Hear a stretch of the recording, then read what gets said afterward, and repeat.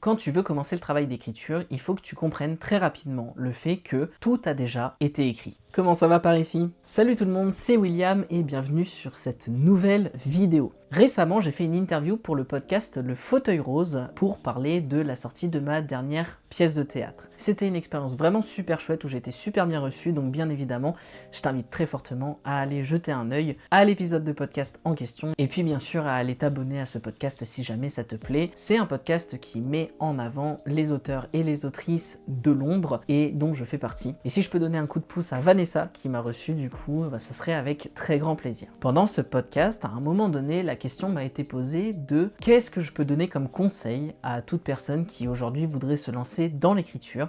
Et j'aimerais revenir sur ce fameux conseil parce que je trouve ça important d'en parler un peu plus en détail. Le conseil que j'ai donné, c'est qu'en réalité, quand tu veux commencer le travail d'écriture, il faut que tu comprennes très rapidement le fait que tout a déjà été écrit. Quand tu y réfléchis bien et que tu regardes un petit peu tous les bouquins qui existent depuis l'invention de l'écriture, en réalité, tout existe déjà. Et ce, qu'importe la catégorie. Quand tu prends la catégorie roman, dans la romance, tout a déjà été fait. Dans la fantasy, tout a déjà été fait. Dans toutes leurs variantes, tout a déjà été fait. En termes de construction narrative, en termes de ce que ça raconte, etc., en fait, tout a déjà été écrit. Cette constatation, je l'ai faite très tard dans mon parcours d'auteur et ça m'a fait vachement de mal. Sincèrement, quand je me suis rendu compte que j'allais pas révolutionner quoi que ce soit avec mon écriture, franchement, ça m'a fait chaud. Ça m'a vraiment blessé dans mon ego parce que je me suis dit, ok, donc en fait, à quoi bon écrire si je ne viens pas apporter du neuf, si je viens pas casser les codes à un moment donné, etc. Et suite à ça, il a forcément fallu que je me questionne sur ce problème d'ego lié au fait de vouloir absolument révolutionner le genre, etc.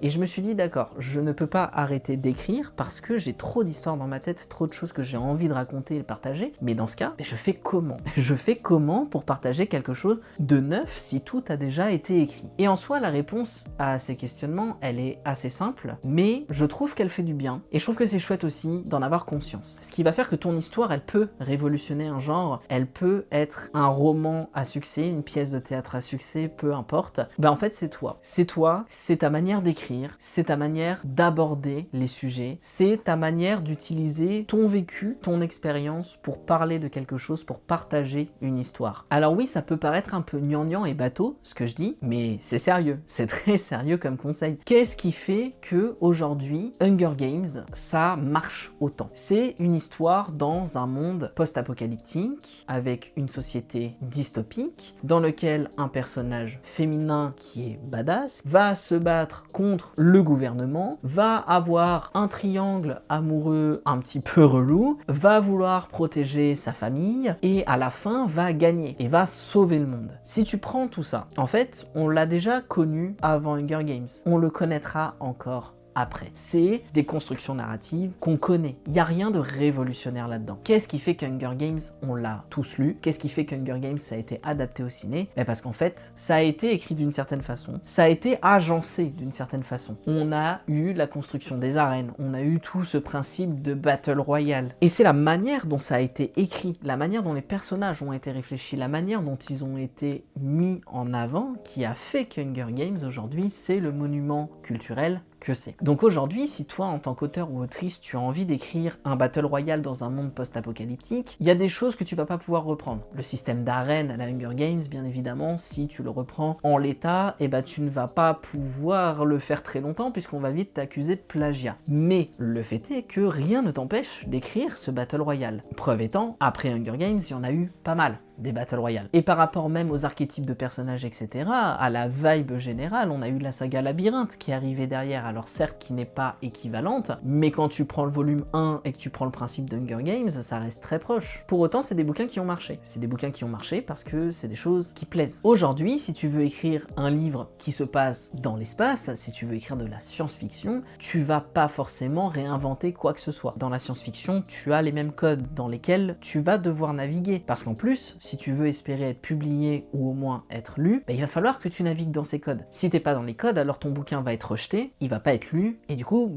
tu vas rien changer à quoi que ce soit. Ton écriture, ta manière d'écrire, c'est quelque chose qui est propre à toi. Personne ne pourra écrire comme toi tu écris. Tes agencements de phrases, tels que tu les imagines, tels que tu les penses, c'est toi qui les penses. Alors bien sûr, tu peux avoir des styles d'écriture qui sont proches de machin, proches de trucs, mais ta manière d'écrire sera toujours la tienne. Et c'est là-dessus que tu vas pouvoir jouer. C'est comment toi tu peux reprendre des codes qui existent déjà, y mettre ta patte, y mettre tes personnages, ta conception et surtout ton écriture pour en faire quelque chose d'intéressant. Comment tu t'appropries des codes pour mieux pouvoir les exploiter et proposer une histoire qui claque. Et c'est quelque chose dont j'ai déjà parlé avec d'autres personnes qui écrivent, c'est que tu te sens beaucoup plus libre dans ton écriture à partir du moment où tu te rends compte que tu ne vas rien changer. Et en fait, c'est ça qui va vraiment marquer, c'est la passion que tu vas mettre là-dedans et c'est comment tu vas nous développer les choses, comment tu vas aborder les sujets. Si tu veux parler de relations familiales, ces relations familiales, tu vas forcément les écrire en partant de toi l'imaginaire que tu t'en fais et de tes expériences perso. Parce qu'il y a toujours une part d'expérience perso dans ce que tu vas apporter. Par exemple, si tu as grandi dans une famille hyper heureuse où il n'y avait que des green flags,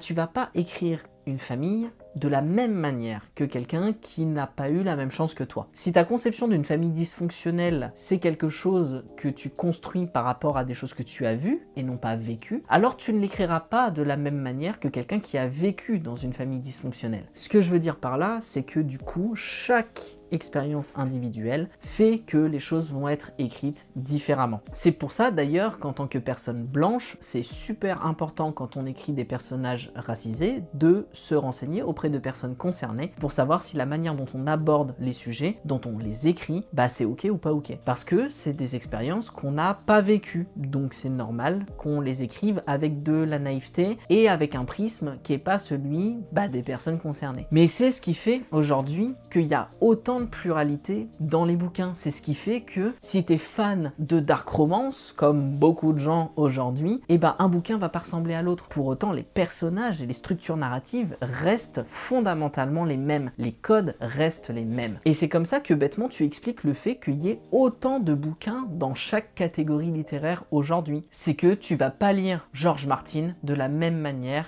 que tu vas lire autre chose. Tu vas pas lire Tolkien de la même manière que tu vas lire autre chose. Si on peut faire un comparatif avec, par exemple, les comics, tu prends le personnage de Spider-Man. Le personnage de Spider-Man, il évolue dans plein d'univers différents, puisque dans les comics Marvel, tu as plein d'univers différents qui s'entrecroisent. Le personnage de Spider-Man, ça reste le même. C'est-à-dire que c'est un gars, il s'est fait mordre par une araignée, il a des pouvoirs, merci, bonsoir. Pour autant, à l'heure actuelle, Spider-Man, tu en as 1001 versions. 1001 versions de 1001 univers différents, qui ne vit pas les mêmes choses, qui va avoir des tempéraments différents, qui va vivre pas les mêmes aventures, parfois ça va mal se finir, parfois ça va bien se finir, pour autant ça reste Spider-Man. Ça reste Spider-Man, mais t'as des univers préférés dans lesquels tu préfères le voir évoluer, t'as des versions de lui que tu préfères à d'autres. Et là on parle d'un personnage qui évolue dans plein d'univers différents. Imagine maintenant que cette figure de Spider-Man, c'est tous les genres littéraires qui existent aujourd'hui. Il y a des codes qui sont obligatoires. C'est un mec qui s'est fait mordre par une araignée qui va sauver le monde. Ça, c'est les codes de ton bouquin. Maintenant, ces codes-là, tu peux en faire ce que tu veux. Tu peux l'envoyer dans un univers où ton Spider-Man va devenir un zombie. Tu peux l'envoyer dans un univers où ton Spider-Man évolue en 2099. Tu peux l'envoyer dans un univers où ton Spider-Man est un cochon. C'est pareil avec les codes littéraires. Tu peux les emmener d'un côté, de l'autre, te les réapproprier